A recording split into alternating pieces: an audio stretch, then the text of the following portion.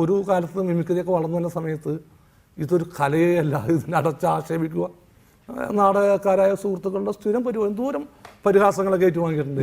എനിക്കെന്തൊരു കുഴപ്പമാണെന്ന് എനിക്ക് തോന്നുന്നു. ഇതേതാണ്, ഞാനല്ല ശരി എന്നുള്ള തോന്നൽ ചിലപ്പോൾ ഉണ്ടാകും. വിഷയങ്ങൾ വേറെ. നമ്മളൊരു ചെറുപ്പക്കാരൊക്കെ ഇട്ടിരുന്നു, ഇപ്പോഴത്തെ തലമുറ സിനിമാക്കാരൊക്കെ ഇടുന്നു, ചർച്ചകളെല്ലാം വേറെ തലങ്ങളിലാണ്. മേലെപ്പറമ്പിൽ ആൺവീടോ ആദ്യത്തെ കൺമണിയോ ഒക്കെ അഭിനയിക്കുന്ന ജയറാമിനെ അന്നത്തെ സമൂഹം സ്വീകരിച്ചിട്ടുണ്ടാകും. ഞാൻ പറയുന്നത് കഥാപാത്രത്തെയാണ്. അതേമാതിരി ഒരു കഥാപാത്രത്തെ ഇപ്പോഴത്തെ സമൂഹം സ്വീകരിക്കുമോ എന്നൊരു പ്രശ്നമില്ലേ? അല്ല, സ്വീകാര്യത ഒരു കഥാപാത്രത്തിനെ സംബന്ധിച്ച് വലിയ വ്യത്യാസങ്ങൾ സംഭവിച്ചിട്ടില്ല. അവരുടെ വീട്ടിൽ അച്ഛനായാലും തൊട്ടയൽവാസിയായാലും ഇതൊക്കെ ഉണ്ട്, നമ്മുടെ കൺമുമ്പിൽ കാണുന്ന ആളുകൾ. അതിനൊന്നും മാറ്റമൊന്നും ഇവിടെ സംഭവിച്ചിട്ടില്ല. അവരുടെ ടേസ്റ്റുകളിലാണ് വ്യത്യാസം വന്നിരിക്കുന്നത്.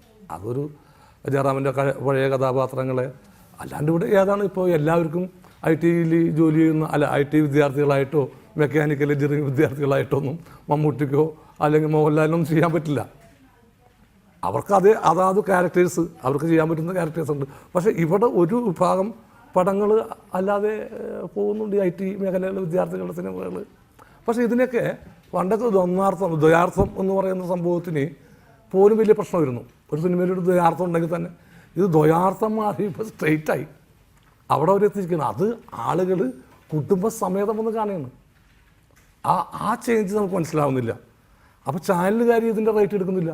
സൂപ്പർ ഹിറ്റ് ഓടിയ പടങ്ങളിലെ പലതിൻ്റെ റേറ്റ് എടുക്കാന്ന് വെച്ചാൽ റൈറ്റ്സ് എടുക്കാന്ന് വെച്ചാൽ ഇത് ഫാമിലി ആയിട്ടിരുന്ന് കാണാൻ പറ്റില്ല എന്ന് അവർക്കൊരു തോന്നൽ തോന്നിയിട്ടാണ്. അങ്ങനെ ദ്വയാർത്ഥത്തിനപ്പുറത്തുള്ള കാര്യങ്ങൾ കൂടി വളരെ എളുപ്പം സിനിമയിലൂടെ കാണിക്കാമെന്ന് വരുന്ന ഒരു ഭാഗത്ത്, അതേസമയം പശു പോലെയുള്ള രംഗങ്ങളെ കട്ട് ചെയ്ത് കളയണമെന്ന് പറയുന്ന സെൻസർ ബോർഡ് മറുഭാഗത്ത്. എൻ്റെ പശുവിൻ്റെ ഒരു സംഭവം വെക്കാൻ വർഗീയ കലാപം ഉണ്ടാവും എന്ന് പറഞ്ഞവർ പശുവിനെ തല്ലുന്ന സീൻ തല്ലൊന്നും കാണിക്കുന്നില്ല. എന്തായിരുന്നു ആ സീൻ? വാസ്തവത്തിൽ ആ സീൻ വെച്ചാൽ ജയറാമിൻ്റെ വീട്ടിൽ വൈഫ് ഒരു പശുവിനെ കൊണ്ട് വരുന്നുണ്ട്. ജയറാം ആദ്യം പറയുന്നുണ്ട് ഞാനൊരു പശുവിനെ വാങ്ങിക്കുമെന്ന് പറയുന്നുണ്ട്. രണ്ടാമത് വൈഫ് പശുവിനെ കൊണ്ടുവരും. ഇവനോടുള്ള പ്രതികാരം, ഈ ജയറാമിൻ്റെ ക്യാരക്ടറിനുള്ള പ്രതികാരത്തിനുണ്ട് വൈഫ് പശുവിനെ കൊണ്ടുവരും. ഇയാൾ നോക്കുന്ന പശുവിൻ്റെ ഇനങ്ങളെ കുറിച്ചുള്ള അറിവൊക്കെ ആ സ്ക്രിപ്റ്റിൽ അതിൽ ഒരു കുറേ ശതമാനം ഞാൻ ഉണ്ടായത്, ഒരു നിശ്ചിത ശതമാനമുണ്ട്. ഈ ആ ചോദ്യത്തിന് ഈ കെ കുമാർ എന്ന് പറയുന്ന കഥാപാത്രത്തിൻ്റെ റോള് യഥാർത്ഥത്തിൽ സലിം കുമാറിന് വേണ്ടി എഴുതിയതാണ്. അതെ. പിന്നീട് ജയറാമിലേക്ക് എത്താനുള്ള കാരണം എന്താ? അത് ഞാൻ ചെയ്താൽ അത് ഓക്കെ ആവില്ലെന്ന് കണ്ടിട്ടാണ്. അത് തയ്ച്ചു വന്ന കോട്ട് ജയറാമേട്ടന് പാകമാണെന്ന് എനിക്ക് തോന്നി. അതായിരുന്നു അവസാനം ബോബി ചെമ്മണ്ണൂരിലേക്ക് എത്തി. ബോബി ചെമ്മണ്ണൂരിലേക്ക് എത്തിയത് അതെ എൻ്റെ ക്യാരക്ടർ. കാരണം ഞാൻ ബേസിക്കലി ഒരു മിമിക്രിക്കാരനാണ്. അപ്പോൾ ആരെ കണ്ടാലും നമ്മൾ മനസ്സിലെങ്കിലും ഇമിറ്റേറ്റ് ചെയ്യും.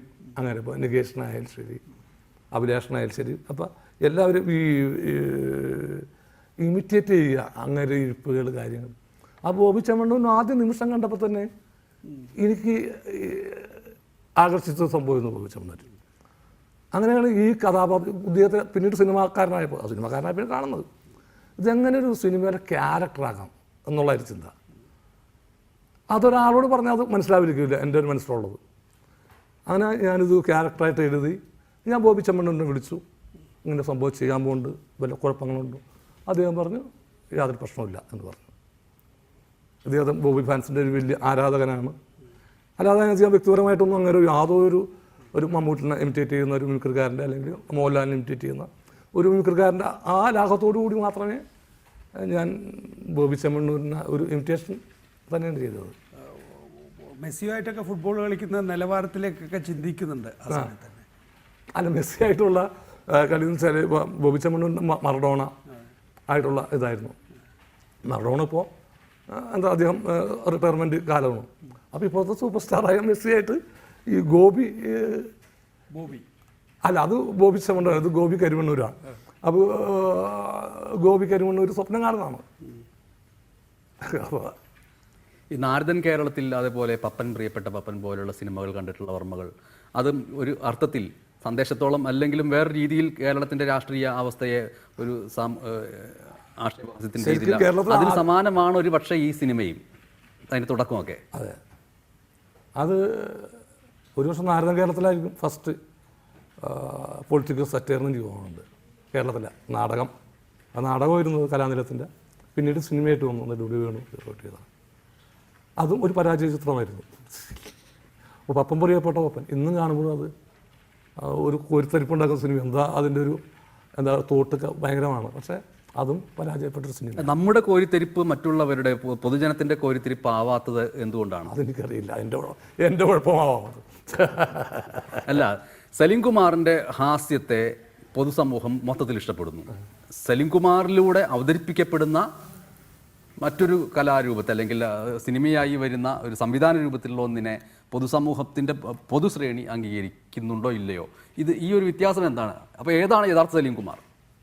അതെനിക്ക് പെടുന്ന കിട്ടിയിട്ടില്ല. ഏതാണ് ഇതിനകത്ത് യഥാർത്ഥം ഞാനും അന്വേഷിച്ചുകൊണ്ടിരിക്കുന്നത്. ഒരു ഭാഗത്ത് എപ്പോഴും ചിരിക്കുന്ന, ആരെയും അനുകരിക്കാൻ ശ്രമിക്കുന്ന, ഏത് നിമിഷവും ഹാസ്യം കൊണ്ടു നടക്കുന്നുവെന്ന് തോന്നിപ്പിക്കുന്ന ഒരു മനുഷ്യനായിട്ട് തോന്നിപ്പിക്കുന്നു. അതേ സമയത്ത് തന്നെ അങ്ങേയറ്റം ഗൗരവമേറിയ വിഷയങ്ങളിൽ പ്രതികരിക്കുന്നു. ഇതിന് സമാന്തരമായി വലിയ കാരുണ്യവും ദയവും ഉള്ളിൽ കൊണ്ടു നടക്കുന്നു.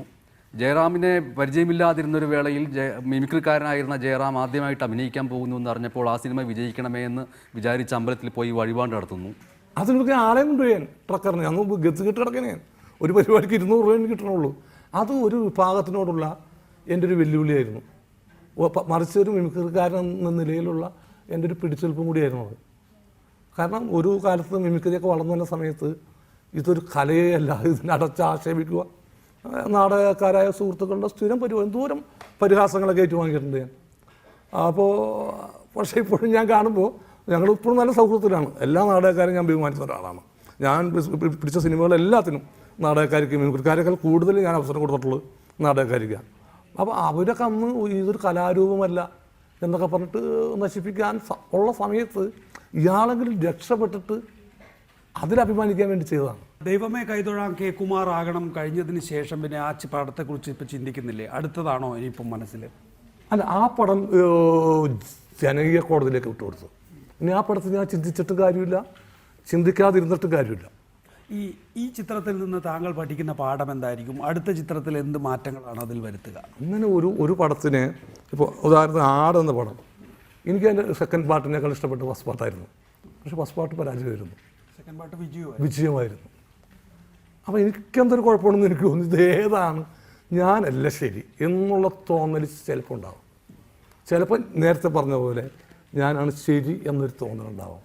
അപ്പോൾ എവിടെ ഞാൻ സ്റ്റാൻഡ് ചെയ്യണം എന്നൊരു തീരുമാനത്തിലേക്ക് എത്താൻ പറ്റുന്നില്ല. പൊക്കാളി കൃഷിയും കോഴി വളർത്തലൊക്കെ എങ്ങനെ പോകുന്നു? കോഴി വളർത്തപ്പില്ല, ഇല്ല, വൻ പരാജയമായിരുന്നത്. പടം പിടിക്കുന്നത് പോലെ തന്നെ. അങ്ങനെ എൻ്റെ മക്കൾ എന്നോട് പറഞ്ഞു, അച്ഛന് പെട്രോളിയത്തിൻ്റെ ബിസിനസ് ചെയ്യും, പെട്രോളിന് വില കുറയും, പെട്രോൾ പമ്പൊക്കെ തുണിക്കേണ്ടെങ്കിൽ പിന്നെ നമ്മൾ ഫുൾ ടാങ്കൊക്കെ അടിച്ച് പിറ്റേ ദിവസം തന്നെ വില കുറയും. അങ്ങനെ വരെ ആക്ഷേപിക്കാൻ തുടങ്ങി തന്നെ സ്വന്തം മക്കൾ പോലും. ഒരു ബിസിനസ് ചെയ്തിട്ട് ഞാൻ രക്ഷപ്പെട്ടില്ല എന്നവരായിട്ട്, ഒറ്റ ബിസിനസ്. പക്ഷെ റൂട്ടുകൾ മാറ്റി പിടിക്കുന്നുണ്ട്. ഒരുപാട് റൂട്ടുകൾ ഒരേ റൂട്ടിൽ ഓടുന്നതിനെ ഏറ്റവും വെറുക്കുന്ന ആളാണ്. സത്യനന്ദിക്കാടിന്റെ സിനിമകളെ കുറിച്ച് ഒരിക്കൽ മാതൃഭൂമി ഓണപ്പതിപ്പിൽ നടത്തിയിട്ടുള്ള അഭിമുഖ സംഭാഷണത്തിൽ, താങ്കളുമായിട്ടുള്ള അഭിമുഖത്തിൽ, സത്യനന്ദിക്കാടിന്റെ സിനിമകൾ ഒരേ റൂട്ടിൽ ഓടുന്ന ബസ്സാണ് എന്ന്. അതിൻ്റെ താഴെ വേറൊരു സംഭവം ഉണ്ടായിരുന്നു, അത് ആരും എഴുതിയില്ല. അങ്ങനെയുള്ള ഒരു സ്ഥിരം പതിവ് ചേരുവകളുള്ള ചിത്രങ്ങൾ പ്രൊഡ്യൂസർമാർ സേഫാണ് എന്ന് അതിൻ്റെ താഴെ എഴുതിയിരുന്നു.